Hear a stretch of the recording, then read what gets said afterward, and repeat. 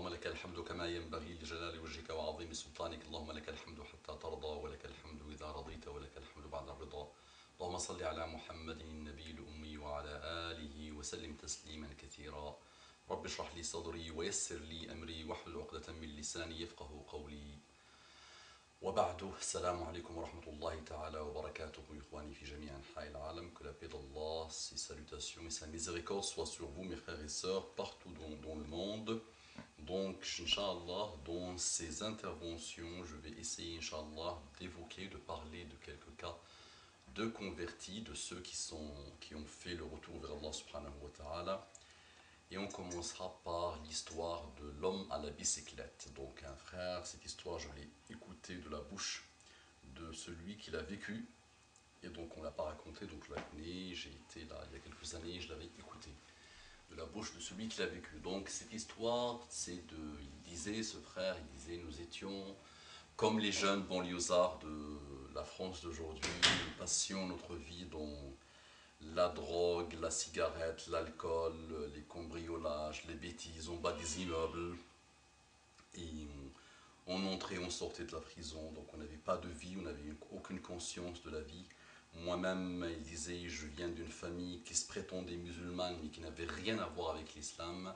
On était 11 frères et sœurs, on n'avait rien à voir avec l'islam, on avait même tous la haine contre l'islam pour tout ce qu'on entendait dans les médias. Donc moi, je me droguais, je passais ma vie à me droguer, à m'autodétruire. On n'avait pas d'avenir, on était à longueur de journée, à longueur de nuit, en train de traîner dans la banlieue. Donc on n'avait pas peur de la police, il y avait toujours des problèmes avec la police, mais on n'avait pas peur de la police. Donc il y avait, je restais avec mes frères là dans la banlieue, tout le temps, et à chaque fois il y avait un monsieur qui venait avec sa bicyclette, un barbu qui venait avec sa bicyclette, et les autres avaient toujours peur de lui, donc toujours peur de ce monsieur, ils ne voulaient pas l'écouter. À chaque fois qu'on le voyait de loin, on se dispersait, chacun rentrait chez lui ou l'attendait le passage de ce monsieur. Donc c'est un monsieur barbu qui venait nous prêcher, qui venait nous parler de l'islam, de cette religion que nous-mêmes on détestait. Et donc un jour, j'étais avec mes amis en train de se droguer, en train de se shooter, et je vois tout le monde en train de s'enfuir. Et moi je me dis, on n'a même pas peur de la police, on n'a même pas peur de la police, on a peur d'un barbu, on va pas avoir peur d'un barbu. Donc je me suis dit, cette fois-ci je vais l'attendre. Moi je vais pas m'enfuir, je vais pas me sauver, je vais l'attendre. Donc tout le monde s'est enfui, moi je suis resté, je l'ai attendu, donc il est venu avec sa bicyclette, et il est venu vers moi directement, il a commencé à me parler, à me poser la question pourquoi je me drogue, pourquoi je gaspille ma vie, pourquoi ci, pourquoi ça. Au départ je ne voulais pas l'écouter, je ne voulais pas du tout l'écouter, donc je n'étais pas d'accord avec ce qu'il disait, et petit à petit il a su me parler, il a su diagnostiquer mon problème et surtout la solution de mon problème. Il a su petit à petit, avec sa douceur, son intelligence, sa gentillesse, le message de paix qui sortait de son comportement, donc qu'on voyait vraiment sur son comportement. J'ai commencé à l'écouter vraiment. Et là, il m'a parlé de la drogue. Donc il m'a dit que la drogue, ça mène vers la mort, ça mène vers les problèmes, ça mène pas vers la colère de Dieu, ça mène, et on n'a pas d'avenir avec ça, et il faut absolument que je l'arrête. Et c'est vrai que moi-même, mes parents m'ont conseillé, pas mal de monde m'avait conseillé de laisser tomber la drogue et tout ça, mais je ne voulais pas les écouter, parce que je ne pouvais pas, cette accoutumance que j'avais par rapport à ça, faisait que je ne pouvais pas du tout vivre sans cette drogue. Donc lui, il a commencé vraiment il a commencé à essayer de chercher le cœur la clé de mon cœur, et c'est vrai qu'avec sa douceur, avec son prêche, avec ses conseils, j'ai senti quelque chose dans mon cœur, c'est vrai. Et donc je l'ai écouté, donc il a commencé à me parler de Dieu, de la création de Dieu, il m'a demandé de méditer dans le ciel, il m'a demandé de méditer sur moi-même, de méditer sur vraiment tous les signes de Dieu. Et c'est vrai que petit à petit, j'ai commencé à ouvrir le cœur, donc à la fin je lui dis que Dieu te bénisse, merci à toi, il est parti. Et ce soir même, je n'ai pas réussi à dormir, donc je commençais à réfléchir, à mémoriser à me rappeler tout ce qu'il me disait, détail par détail. Et c'est vrai, le lendemain, j'ai pris la décision ferme et définitive d'arrêter la drogue. Ça a été difficile, mais j'ai fini, alhamdoulilah, petit à petit par me guérir de cette accoutumance qui me détruisait, qui rongeait ma vie.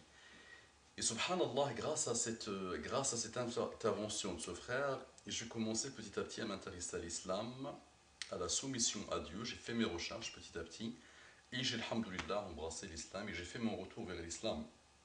Et je me rappelle, donc, 11 frères et sœurs, personne n'avait de relation avec l'islam. J'ai commencé par ma grande sœur. Donc on était 11 et j'ai commencé par ma grande sœur. J'ai commencé petit à petit à lui parler de l'islam, à l'inviter vers l'islam, à lui décrire vraiment ce que c'est que l'islam, le résultat de mes recherches. Et alhamdoulilah, petit à petit, elle a commencé à faire son retour. Quand elle a fait son retour, alhamdoulilah, elle s'est concentrée sur le petit frère et on a commencé, chaque frère travaillait sur l'autre, chaque sœur travaillait sur l'autre, jusqu'à ce que, alhamdoulilah, les 11 frères et sœurs de ma famille ont embrassé l'islam et ont commencé vraiment le retour et leur cheminement vers l'islam. Et tout ça grâce à l'homme à la bicyclette. Et je me rappelle un jour, j'ai décidé de retourner en Algérie, mon pays, donc l'Algérie.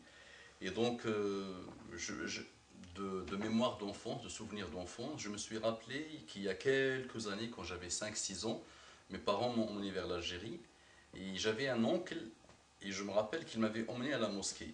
Et quand je suis reparti en Algérie, j'ai posé la question sur ce fameux oncle, et donc je l'ai rencontré, il m'avait dit, lui, que ça fait 20 ans qu'il n'était pas parti à la mosquée, qu'il avait commencé à délaisser l'islam. Il y a 20 ans, il aimait bien la religion, mais depuis 20 ans, il a commencé à délaisser cette religion. Et j'ai commencé mon travail sur lui, ce monsieur que j'ai gardé dans mes souvenirs quand il m'avait emmené à la mosquée.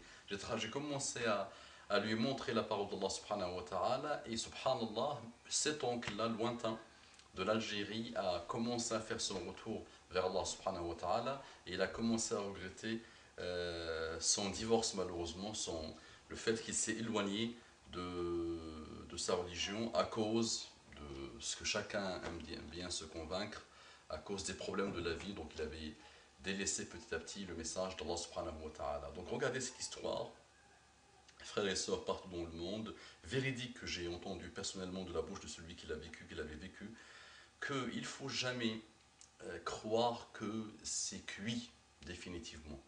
Il ne faut jamais croire que cette personne ou cette âme restera égarée toute la vie. Il ne faut jamais croire, il ne faut jamais faire attention au paraître. Donc imaginez si ce monsieur était resté sur les préjugés de paraître, de ce barbu qui venait leur casser la tête. Donc le paraître qu'on entend à la télé, cette phrase de « il vient prêcher, mais il prêche quoi? C'est quoi son intérêt? Est-ce qu'il gagne de l'argent en prêchant ?» Il veut juste guider, qu'il soit la cause de la guidée de quelqu'un, parce qu'il sait ce qui nous attend tous après la mort. Donc imaginez cet homme à la bicyclette, peut-être il m'entend, peut-être il va se reconnaître. Regardez tout le ajr, toute la récompense que Allah lui réserve. Inch'Allah, et je demande à Allah de le mettre au paradis, parce que grâce à lui, des âmes, toute une famille entière, alhamdoulilah, a fait son retour. Et ce frère, alhamdoulilah, là, qui a fait son retour grâce à l'intervention de l'homme à la bicyclette, alhamdoulilah, aujourd'hui, il a construit une famille, il a bâti un couple, il est stable dans sa vie, il a eu des enfants, alhamdoulilah, il travaille, alhamdoulilah, et il est dans la da'wah. Je ne veux pas citer des noms, alhamdoulilah, mais je sais qu'il est dans la da'wah, qu'il est vraiment très très actif, et que ce message qu'il a eu grâce à l'homme à la bicyclette, il essaye comme il peut de le transmettre. Donc s'il se reconnaît dans cette vidéo, il a mon salam, salam alaikum wa rahmatullahi wa barakatuh, mon frère, et que Allah guide l'humanité. Donc il faut tirer des leçons, c'est jamais cuit, l'humanité n'est pas méchante par définition. À nous de faire l'effort, à nous de faire le travail, à nous qui ont embrassé la religion d'Allah subhanahu wa ta'ala, à nous qui sommes soumis à Allah subhanahu wa ta'ala, de faire le travail. Le petit détail peut compter pour changer le cours d'une vie, pour changer vraiment l'histoire d'une vie.